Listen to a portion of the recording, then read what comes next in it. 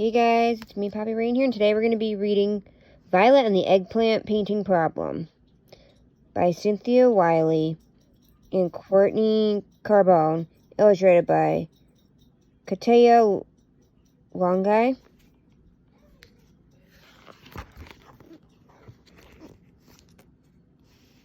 Here's all the characters in this book.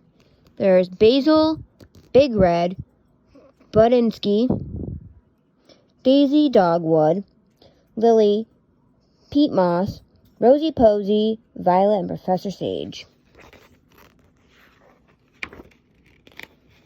Here's a map of Bloomer's Island.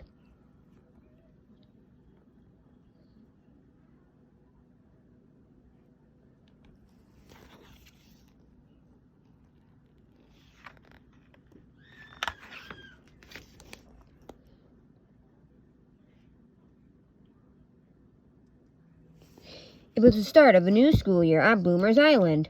The headmaster of Treehouse School, Professor Sage, was excited to teach his students, the Bloomers, all about the wonderful world of gardening.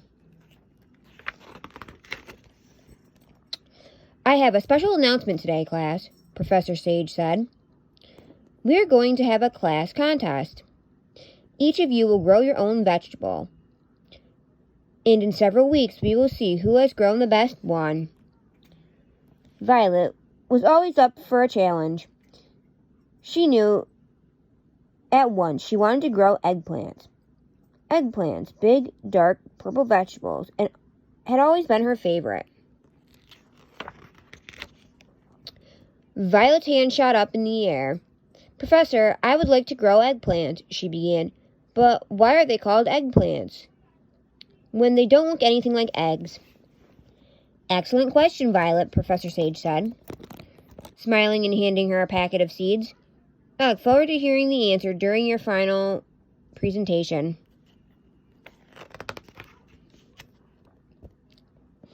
Violet was naturally curious, so she couldn't wait to find out the answer.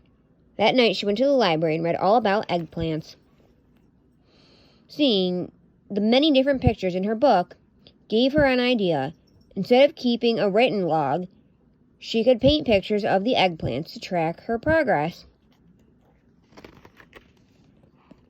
The next day, Violet went down to the garden with the other bloomers, but instead of planting her seeds in the ground like her friends, she planted them in small clay pots, like the book suggested. Back in the girls' dormitory that afternoon, Violet set the pots next to her artist easel by the window. She could keep the pots inside until the plants were ready to move to the garden. In the meantime, she got started on her painting.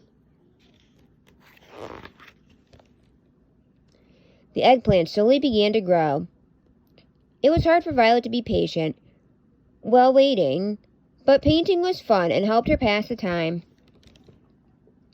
Soon she had a whole collection of beautiful paintings and a bunch of small plants ready to be moved to the garden. In the garden, Violet picked a sunny spot with sandy soil. She planted the seedlings far apart so they could have lots of room to grow. Next, she used compost to add nutrients to the soil. The next morning, beautiful white and purple flowers appeared on Violet's plants. She couldn't wait to paint them. She ran all the way upstairs to her room. When she got there, she saw that she was all out of purple paint.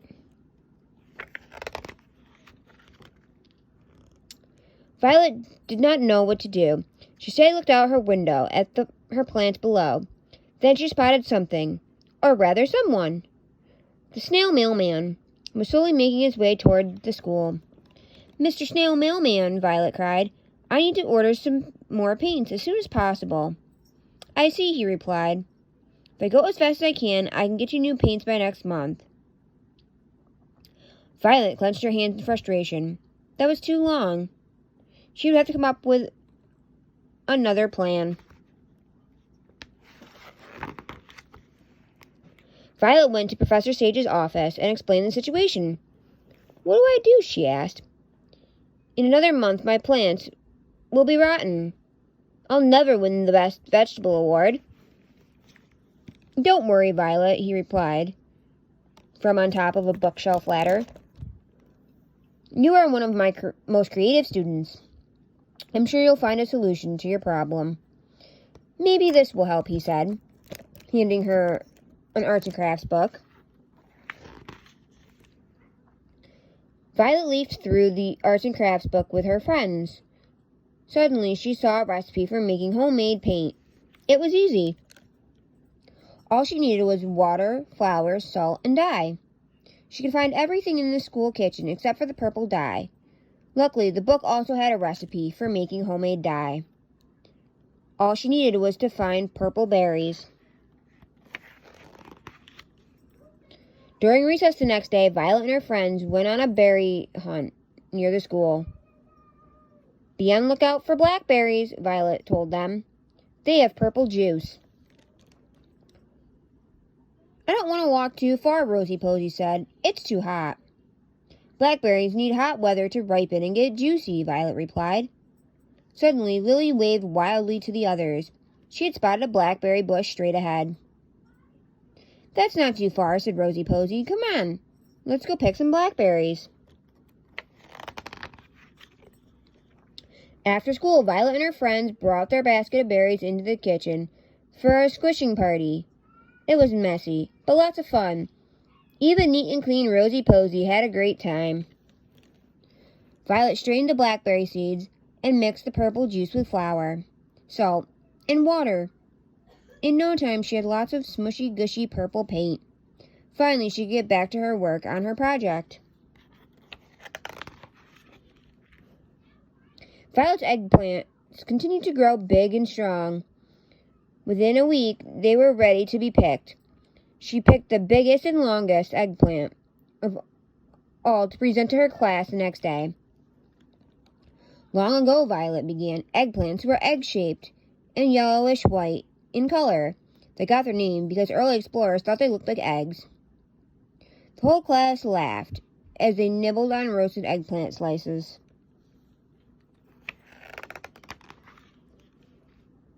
But nowadays, when we hear eggplant, most of us think of plump purple vegetables, Violet continued. And that is exactly what I grew. Violet showed the class her fantastic paintings. Everyone oohed and ahed. Congratulations, Violet, Professor Sage said proudly. You really made this project your own.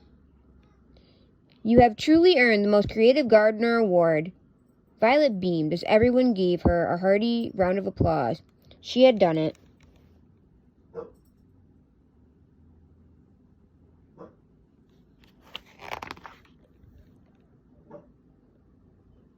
Violet's excellent eggplant fries.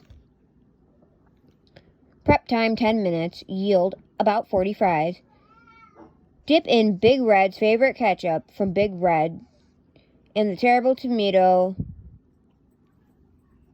hornworms and draw a masterpiece on your plate.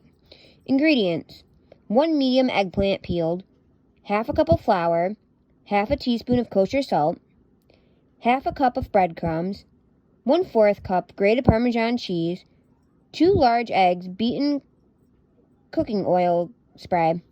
Directions: with grown-up supervision, preheat the oven to 400 degrees Fahrenheit. Cut the eggplants into 1/2 inch wide by 2 inch long sticks. Line up 3 bowls. Place the flour and salt in the first bowl, and the beaten eggs in the second, and the breadcrumbs and cheese in the third. Dip the eggplant sticks into the flour mixture, followed by the egg, then in the breadcrumbs. Place on a cooking rack over a baking sheet and lightly spray with cooking oil spray. Bake for 25 to 30 minutes or until soft inside and golden outside. Place on a paper towel for 5 minutes and cool before enjoying. The end.